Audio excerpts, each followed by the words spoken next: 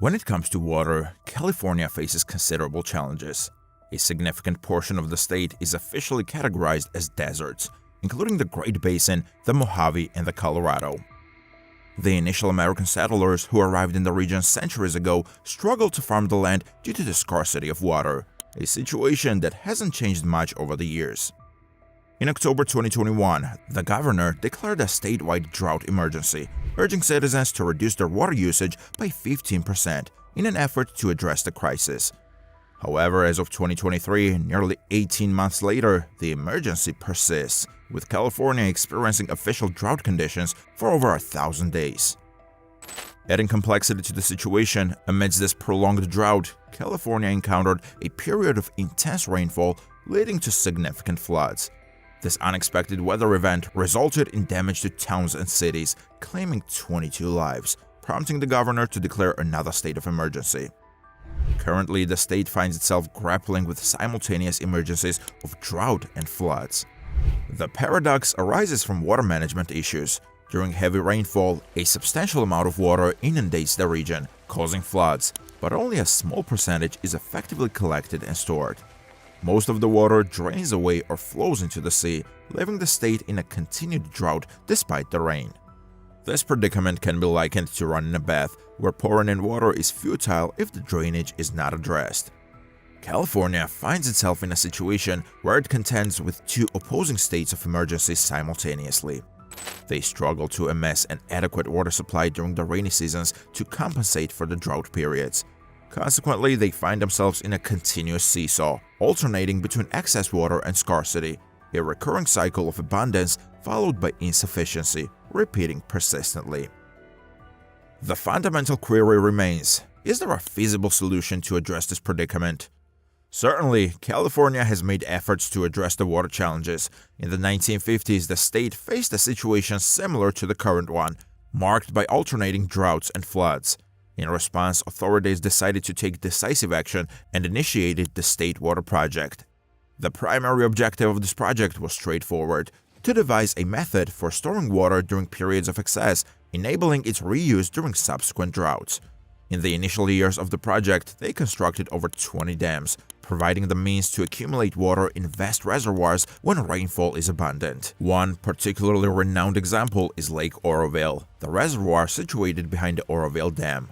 This dam stands as the largest in the United States, towering at a height exceeding 200 meters, while the reservoir has the capacity to hold hundreds of millions of cubic meters of water.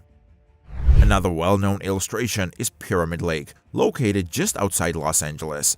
In times of drought, the water accumulated in these expansive reservoirs can be redirected to farms and cities through an impressive process, reliant on an extensive network of canals, aqueducts, and pumping stations. This intricate system involves the transportation of water over significant distances, traversing mountain ranges and covering hundreds of kilometers. A prominent component is the California Aqueduct, responsible for conveying water all the way from the Sierra Nevada to Los Angeles, with branches serving millions of people en route. Notably, the Edmonston pumping plant plays a crucial role in lifting this water over the Tehachapi Mountains, reaching a remarkable height of 600 meters. A feat akin to pumping a river over the top of the One World Trade Center. It's worth noting that no other pumping plant globally lifts water to a greater elevation than the Edmonston. In its entirety, the infrastructure stands as one of the world's most advanced and ambitious water management systems. However, during its construction in the 1960s and 70s, the infrastructure was initially conceptualized as Stage 1. Plans were in place to expand the system with the construction of additional dams and canals in the 80s and 90s. Unfortunately, these projects were delayed for various reasons, primarily driven by economic challenges as California grappled with escalating debts. Environmental concerns also played a significant role, as the alteration of natural river flows by these water facilities posed difficulties for several local species. The populations of salmon and steelhead trout, which traditionally migrated upstream during breeding seasons, experienced a decline following the implementation of the State Water Project. The numerous dams and pumping stations obstructed the fish's access to their breeding sites. In response to these challenges, California opted to postpone the subsequent phase of construction, relying on the existing projects to fulfill their intended purpose. In the initial years, the newly established facilities did demonstrate positive outcomes. Approximately two-thirds of the water collected by the system was allocated to urban areas, benefiting the residents, while the remaining portion was utilized for irrigating orchards and farms. The entire system was initially projected to contribute around $400 billion to the statewide economy annually. However, in recent years, the existing components of the State Water Project have encountered challenges.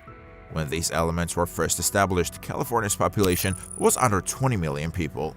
Still, over the last few decades, the state's population has doubled, leading to a corresponding surge in water demand that the existing dams and canals struggle to meet.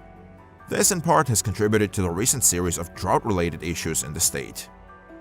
As pointed out by Mike Wade, the executive director at the California Farm Water Coalition, quote, "Our water demands have increased far beyond what the system was designed to support.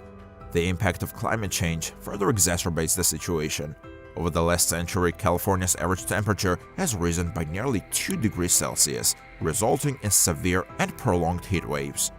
With worsening droughts, a growing population, and an outdated water management system, the state is in urgent need of an upgrade."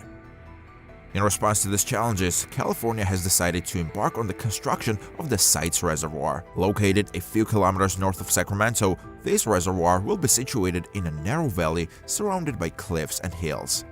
The landscape in this region is characterized by dry and scrubby terrain, featuring open plains of yellowish grass and clusters of bushes and trees. Although there are some buildings scattered sporadically, the settlement, marked as sites on the map, is not officially recognized as a town. The state now envisions transforming this valley into a lake by flooding it. According to the project's website, the Sites Reservoir is described as an environmentally beneficial off-river reservoir that will capture excess water from major storms and save it for drier periods. The concept of converting this area into a reservoir has been under consideration since the 1950s. While it was initially contemplated for inclusion in Stage 1 of California's water management project, the State Water Project ultimately deemed the plans overly ambitious, particularly due to the staggering cost of $4 billion. Consequently, the State Water Project shifted its focus to other projects, such as the monumental Oroville Dam. However, in recent years, there has been a change of perspective, with the state now deeming the Sites Reservoir project worthwhile despite its high cost. If successfully executed, the Sites Reservoir may not entirely resolve California's drought challenges, but it's expected to make a significant contribution. The reservoir has the potential to store more than 2 cubic kilometers of water, sufficient to supply a year's worth of drinking water to hundreds of thousands of Californian homes. The question now arises, how will this ambitious project be undertaken? The construction process will commence with the installation of several dams strategically positioned to seal any gaps between the hills at the periphery of the valley.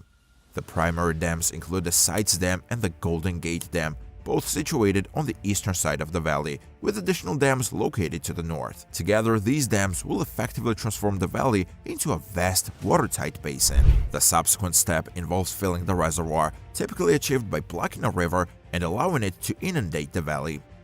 However, unlike reservoirs like the Oroville Dam, which leverage the Feather River, the Sites Valley lacks major rivers and only has a couple of shallow creeks. Consequently, a distinct method is required to fill the reservoir. Approximately 25 kilometers to the east of the valley flows the Sacramento River, the largest river in California. During rainy months, the state intends to extract water from the Sacramento River, channeling it through fields, hills, and towns, and direct it into the Sites Valley, akin to a colossal water tap filling an immense container. In dry seasons, the stored water can be released, offering relief to surrounding areas. Although the process of pumping water from the river to the valley demands a substantial amount of energy, the State Water Project deems it a worthwhile investment.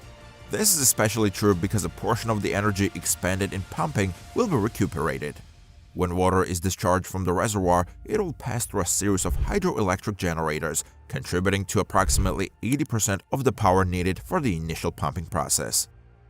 The initiation of construction is currently scheduled for 2024, with a potential worst-case scenario delayed to 2025. The completion is anticipated 6 years later, around 2030 or 2031, and there is already some discontent over the fact that it won't be operational sooner. In the early months of 2023, when California faced significant floods, a substantial volume of rainwater rushed down the Sacramento River. Had the site's reservoir been operational at that time, it could have captured this floodwater for future use, enough to supply more than 200,000 Californian households for the remainder of the year. Jerry Brown, the executive director of the site's project authority, emphasized that the site's reservoir is specifically designed for scenarios such as short windows of extremely high flows, as seen during the floods in 2023. Without the reservoir in place, it was considered a missed opportunity, prompting a desire not to repeat such losses. However, are there any potential drawbacks? Some individuals believe so. To fund the project, the State Water Project might increase the price of water, leading to concerns about a potential 300% price hike. While it remains uncertain whether such an increase will materialize, it is a significant cause for worry. After all, what's the use of supplying additional water if it becomes unaffordable for consumers? Environmental groups have also raised questions about the potential impact of pumping water from the Sacramento River on the migrating fish in the river. When a dam obstructs an entire river, as is the case with the Oroville Dam, environmental disruption is inevitable. Fish are impeded from swimming upstream due to the presence of a concrete barrier. Being an off-stream reservoir, the site's project is designed not to obstruct the Sacramento River. The only potential disruption would come from the high-power pumps, but this will be equipped with state-of-the-art fish screens to prevent animals from being drawn inside. Additionally, the State Water Project has committed to using a portion of the water collected in the site's reservoir to support local species. Many fish species rely on deep, cold pools for breeding, and during dry seasons, these pools often become warm and shallow. The site's reservoir would play a role in nourishing these pools, maintaining the proper depth and temperature for breeding, a crucial aspect of the overall project. While the primary focus is on supporting human needs, the project also aims to contribute to the well-being of other species. There remains a chance that this project may not come to fruition due to insufficient funding. However, current indications suggest that the reservoir is on track to be operational by 2030. What are your thoughts on this addition to California's water infrastructure? Feel free to share your opinions in the comments below. Thank you for watching, and we'll look forward to seeing you in the next video.